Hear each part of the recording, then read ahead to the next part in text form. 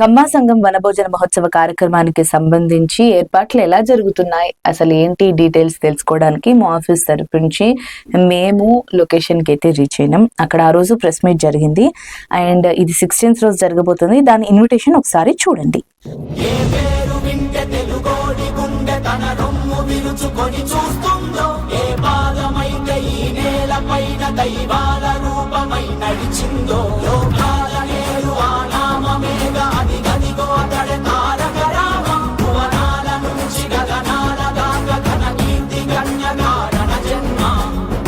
ఎంత పుణ్యం చేసుకుందో వెండి తెర నిన్ను కనగా, ఎంత కీర్తి పొందెనేమో పాత్రలే నీ కలతో.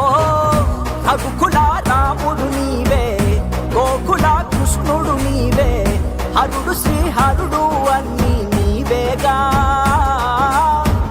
సూర్య చంద్రాదుల తేజం విశ్వవిఖ్యాతుని రూపం, అన్నిటా తానై నిండిన ఆకాశం. ఏ పేరు వింటే తెలుగోడి గుండె తన రొమ్ము విరుచుకొని చూస్తుందో.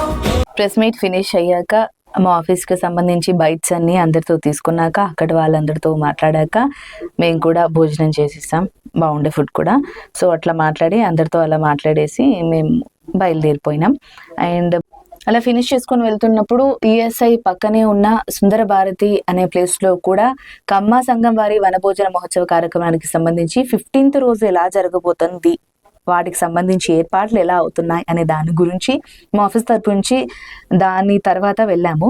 సో అక్కడ కూడా ఆఫీస్కి సంబంధించి కొన్ని బైట్స్ తీసుకున్నాము, పంపించేసాము. షూట్ అంతా అయిపోయిన తర్వాత నేను అక్కడ ఉన్న ప్లేస్ అంతా ఒకసారి తీసి మీకు ఎక్స్ప్లెయిన్ చేస్తున్నాం.